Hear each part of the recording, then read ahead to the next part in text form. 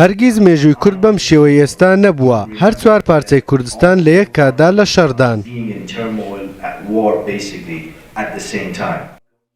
لە کۆنگرەی ساڵانەی نەتەوەیی کورد لە باکووری ئەمریکا داوا دەکرێت بە کردەوە پشتگیری کورد بکرێت. ئامانج لە کۆنگرەکە داواکردنی پشتگیریکردن و هاوکاریکردنی گەلی کووردە لە ماوەی 27 ساڵی ڕابردوودا.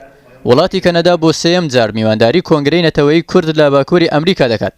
ئێستا کەنەدا ڕۆڵێکی سەرەکی هەیە لە شەڕی دژ بە داعش و حکوومەت و سوپای کەنەدا هاوکاری پێشمەرگە دەکەن.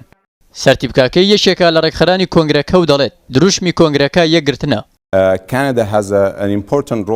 ئێمە لە کەنەدا لەگەڵ ژمارەیەک سیاسی کۆبووینەوە دەربارەی کێشەکان گفتوگۆ دەکەین. بەڵام پرسیارێکی شەرمن ئەوەیە کە کورد خۆی دابش بووە چۆن دەکرێت هاوکاریان بکرێت لە کاتێکدا یەکگرتوو نین.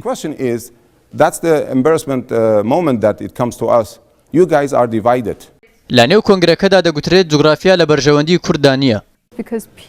خەڵکی ترسیان هەیە تەنانەت لە کەنەداش ترسیان هەیە. دوای چەند ساڵێک لە ژیان لە کەنەدا هێشتا دەڵێن تکایە قسەمەکەن تکایە بێدەنگ بن چونکە کێشەمان بۆ دروست دەبێت. ئەم کولتورە سەدان ساڵە بە زۆر ناخراونەتە خوێنمانەوە.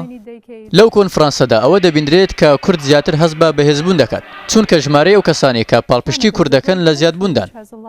کەنەدا وڵاتێکی مەزنە توانایەکی گەورەی هەیە بۆ لۆبی پشتگیریکردن یەکێکە لە دەنگە گەورەکان کە گوێی لێ دەگیرێت. کەنەدا دەتوانێت زیاتر بکات. بەڵێ کەنەدا دەتوانێت زیاتر بکات.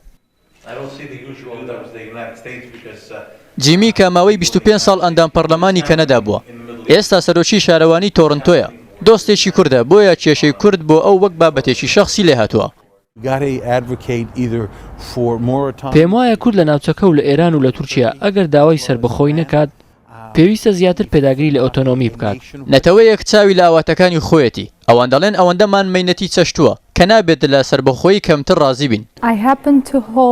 من تەرمی منداڵی خێزانی یەزیدیم هەڵگرت کە ئەوان لەگەڵ مندا دەمێننەوە تا کۆتایی ژیانم بۆیە ئێستا بۆ من بابەتێکی کەسیە و دانانیشم بەڵکو هەنگاو بنێم تاوەکو هەست بە گوناه نەکەم کە هیچم بۆ گەلەکەم نەکردووە.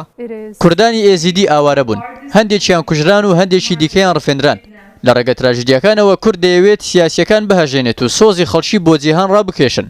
لە ڕۆژی 19 مانگ لە کەنەدا هەڵبژاردننی فیدراڵی بەڕێوە دەسێت ڕێکخرانی کە لە نزیکەوە چاودێری هەڵبژاردنەکان دەکەن چونکە حکوومەتی محافیزەکارەکان بەڵێنیان داوە ئەگەر زارێک سەرکەون لە هەڵبژاردن ئەوە بەردەوام دەبن لە پشتگیریکردنی کورد لە باکووری عێراق. بەڵام لایەنەکانی دیکە دەڵێن ئەگەر سەر بکەوین ڕاوێژکار و سەربازەکانی کەنەدا دەچێشینەوە.